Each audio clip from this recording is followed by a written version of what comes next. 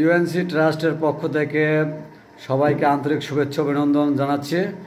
যে যেখান থেকে দেখছেন সবাইকে।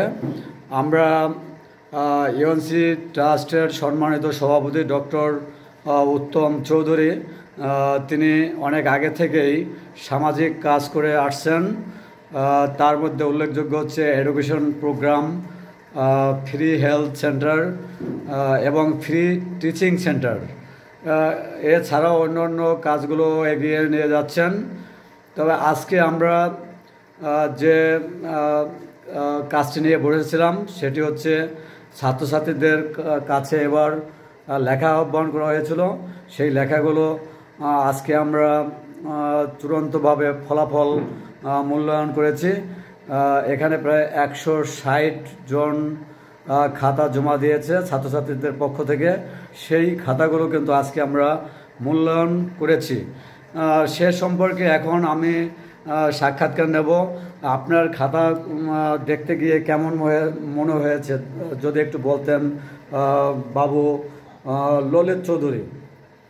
এখানে আমরা বিকাল 3টায় আসছি। 3টায় আসার পরে থেকে এই সন্ধ্যা, এখন রাত প্রায় 9টার কাছাকাছি, দীর্ঘ 6 ঘন্টা আমাদের অতিবাহিত হলো এই 160টি খাতা দেখা এবং মূল্যায়ন করা এবং তাকে প্রসেস করার জন্যে।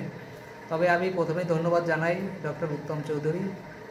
তার পিতৃদেবের যে অনুসরণীয় পথ, সেটাকে অনুসরণ করে তিনি সামনের দিকে এগিয়ে যাচ্ছেন। আমাদের এই অত্র অঞ্চলের পল্লী এলাকার যে গরিব দুঃখী মানুষের, সাধারণ মানুষের ছেলেপেলে যারা ইভেন শিশু শ্রেণী প্রাথমিক বিদ্যালয়ে পড়ে, মধ্য থেকে যে বিজ্ঞান মনস্ক মনোভাব তৈরি করা, এর পিছনে উত্তমের যে এই যে বলিষ্ঠ হস্তক্ষেপ, এটা প্রশংসনীয় ভূমিকা রাখে এই সমাজের জন্য। যাই হোক, আমরা এই যে পদক্ষেপটি, সেটা উত্তরোত্তর বৃদ্ধি পাক এবং সেটা ফুলে ফলে ভরে উঠুক, সেই প্রত্যাশা রেখে রাখছি এবং ওকে ধন্যবাদ জানাচ্ছি। আপনাকে অসংখ্য ধন্যবাদ জানাচ্ছি। এবারে আমি সাক্ষাৎকার নেব বাবু প্রেমানন্দ বিশ্বাস মহাশয়ের কাছ থেকে। দাদা, আপনি যে আজকে এই যে 3টা থেকে এখনও খাতা মূল্যায়ন করলেন, এইমাত্র শেষ করলেন, আপনার কেমন কি অনুভূতি বলেন? তো আমরা দীর্ঘ সময় যাবত এই খাতাগুলো মূল্যায়ন করেছি। তো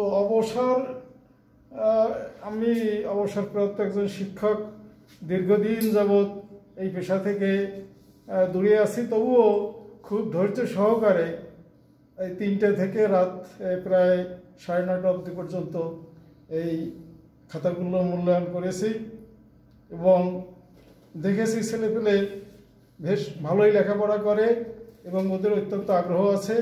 আমরা যদি একটু যত্নশীল হই, মনে হয় আমাদের পৃষ্ঠপোষকতায় ওদের উন্নতি আরও ঘটবে।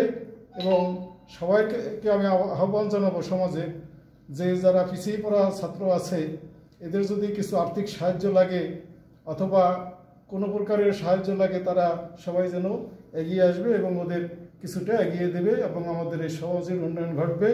আর বিশেষ করে উত্তমকে ধন্যবাদ জানাই যে ও এত বড় একটা দায়িত্ব নিছে বিভিন্ন পর্যায়ে।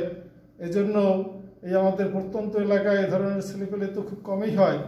তো আশা করব ওর এই পরিশ্রম সার্থক হবে এবং সমাজের কল্যাণে আসবে। আপনাকে অসংখ্য ধন্যবাদ ইউএনসি ট্রাস্টের পক্ষ থেকে।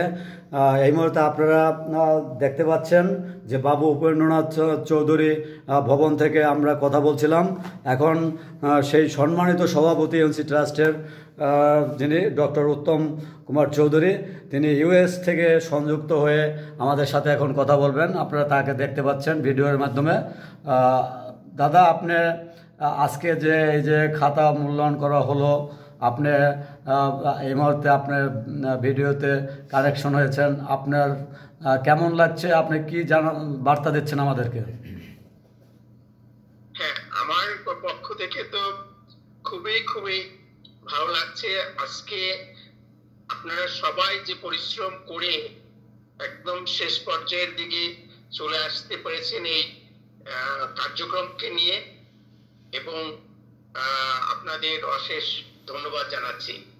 আমি ধন্যবাদ জানাচ্ছি বাবু প্রভানন্দ বিশ্বাস মহাশয়কে, আমার দাদা, আমি ধন্যবাদ জানাচ্ছি। আর শ্রদ্ধেয় দাদা ললিত চন্দ্র চৌধুরী মহাশয়কে। আপনারা সেই 3টা থেকে এখন 9:30 পর্যন্ত আপনারা খাতা দেখেছেন, মূল্যায়ন করেছেন। এই কাজটি আমরা শুরু করেছি এ কারণে, আজকে আমাদের গ্রামে বা গ্রামে কেন শহরেও মনে হয় এবং বিভিন্ন জায়গায় আমরা শুনতে পাই ছেলেমেয়েরা পড়াশোনা সেভাবে করছে না, তারই একটা মূল্যায়ন যে দেখি তারা আমরা এবার নতুনত্ব কিছু দিয়ে তাদেরকে যাচাই করা যায় কিনা, সেই উপলক্ষে শশীবাবু মধু মহাশয়ের আজকে মানে এবছর শতবর্ষ উপলক্ষে আমরা এই লেখা আহ্বান করেছিলাম 3টা বিষয়ের উপর বেস করে, যে শশীভূষণ মধু মহাশয় আমাদের ওই প্রত্যন্ত অঞ্চলে 100 বছর আগে যে আলোর দিশা দেখিয়েছিলেন, তার এই ফলপ্রসূতে আজকে আমরা যে যেখানে আছি না কেন সেখানে পৌঁছিয়েছি। এবং আজকের শিশুরাও বিভিন্ন ভাবে তার সেই প্রতিষ্ঠিত প্রতিষ্ঠান থেকে পড়াশোনা করে আরো অনেক প্রতিষ্ঠান এখন হয়েছে, সেখান থেকে পড়াশোনা করে পর্যন্ত এসেছে। আমরা আশা করেছিলাম হয়তো খুব একটা বেশি সাড়া পাওয়া যাবে না, কিন্তু আজকে দেখা যাচ্ছে যে অলমোস্ট 160 জন স্টুডেন্ট তাদের লেখা জমা দিয়েছে। আশা করি তারা বেশ কিছুটা উৎসাহিত হয়েছে। আমরা তাদেরকে পুরস্কৃত করব আগামী মার্চের 8 তারিখে।